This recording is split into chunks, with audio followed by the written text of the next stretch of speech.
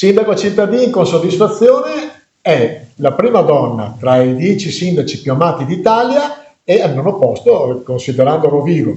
Considerando tutto, è un grandissimo successo personale e anche della città. Assolutamente sì, questa è una notizia che mi ha colto veramente mi ha creato grande commozione. Devo dire che di una cosa sono convinta, che i risultati non si raggiungono mai da soli e quindi sicuramente ci sarà e c'è probabilmente un approccio che ho dato io a questa amministrazione, ma voglio dire grazie a tutta la mia squadra perché il nostro obiettivo è proprio quello di condividere con la cittadinanza ogni progetto che facciamo, è quello di ascoltare le persone, è quello di essere a disposizione. Ho assunto questo ruolo veramente come una presa di servizio, una messa a servizio della città e delle persone e devo dire che i feedback che sto riscontrando sono positivi. Ed è positivo il fatto che questo successo sia frutto veramente di un rapporto vero con i cittadini.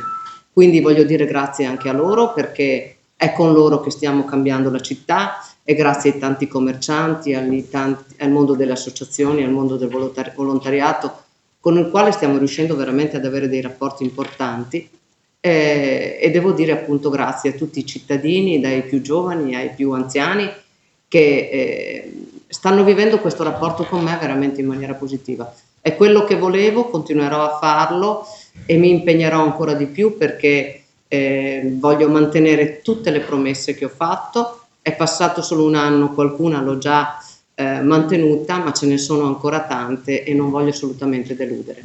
Se lo aspettava o no, questo riconoscimento. Allora, avevo percepito e percepisco ogni giorno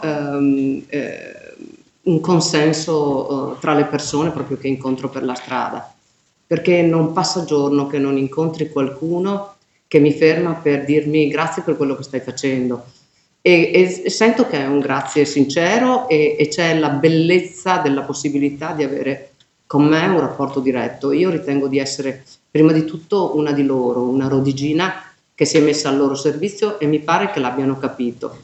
Quindi me l'aspettavo. Delle volte i risultati non è che sono così immediati, però il fatto che ci sia stato questo feedback lo trovo veramente entusiasmante, mi dà energia e mi dà la convinzione che quello che sto facendo e la strada intrapresa è sicuramente quella giusta.